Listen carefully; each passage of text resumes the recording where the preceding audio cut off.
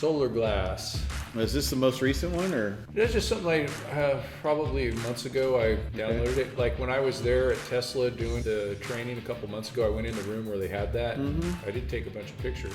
But yeah, it looked just like this. Cool. This is called BIPV. BIPV stands for Building Integrated Photovoltaics. That term is over 40 years old. It's not a new term. And Tesla did not invent this concept by any way, shape, or form. The oldest systems that I can even think of, some of them were building integrated photovoltaics. In the late 1970s, there were little companies like General Electric making building integrated photovoltaics, and they thought this might be the wave of the future. There were probably at least 4 or 5 manufacturers of building integrated photovoltaics in 1980. So this has been around forever. That's 40 years ago. And at that point in time, everyone in the solar industry that was dealing with photovoltaics believed that building integrated photovoltaics would be the only way that photovoltaics would be installed on homes within 5 years. At that point, frame modules were common. They were used for all kinds of off-grid applications, and we had proven them out on houses and stuff like that. This is before my career, of course, but I know many of the people that worked on those systems that are still living. If you were to tell one of those people back then that 40 years from now, most people are going to be putting frame modules on rooftops, they would laugh right in your face. And they would say, not only is that the stupidest thing I've ever heard, that's just not even going to happen. And they would have all been wrong. Because we're still putting frame modules on the roofs. And guess what? 40 years from now, we are still going to be putting frame modules on rooftops because it's an excellent way of doing it, and it will continue to be an excellent way of doing it. Now, how much more we will be doing of BIPV between now and then is anyone's guess. And how successful Tesla is with their solar glass product is anyone's guess.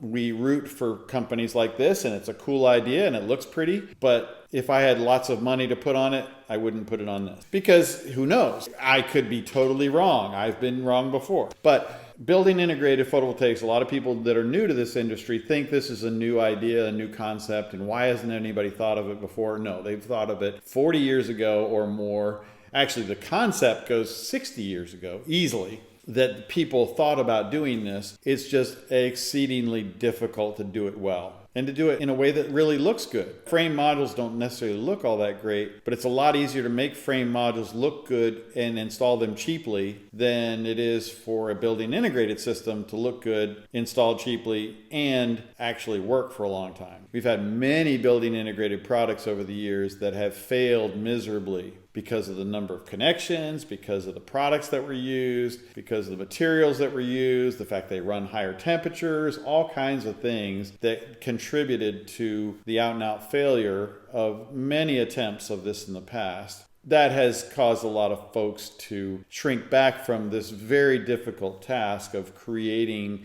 an aesthetic product that would sit on a roof. Now, Elon Musk, who has said to hell with anybody's ideas on how hard things are, has gone into that in typical mode of his personality and attempted this. And I'm hoping, like SpaceX and electric vehicles, that he's successful. Yeah, it might be easier to get to Mars, though, than to make BIPV I would think, work. actually, I would give SpaceX a little more possibility of success than this. But hey, it's always good to have a challenge. Yeah, it seems like in the solar industry, there's always a lot of things that get a lot of hype. The hype is also probably coming from people that are not in the industry. I even had my neighbor who's in her 80s saying that her friend is investing in some company that's making solar windows and the stock's doubling right now and things like that. And then like some other things. Remember, they're going to have like solar painting on garages or Or streets. You could paint things. Yeah.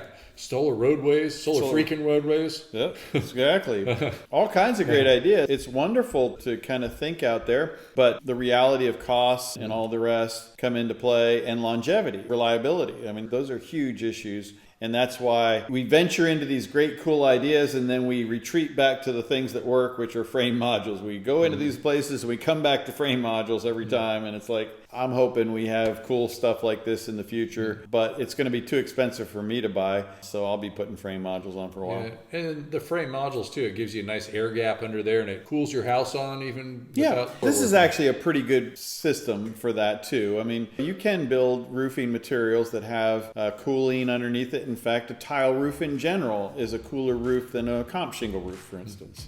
And this would be a cooler roof than maybe even a tile roof or similar to a tile roof. Those are all good benefits that they provide. But guess what? You can put a frame module over a roof and it does the same darn thing. In fact, it does it better because it's actually got an air gap that allows exhaustion of heat better than this does. Hopefully this will be really cheap someday. And we'll That's all right. have it.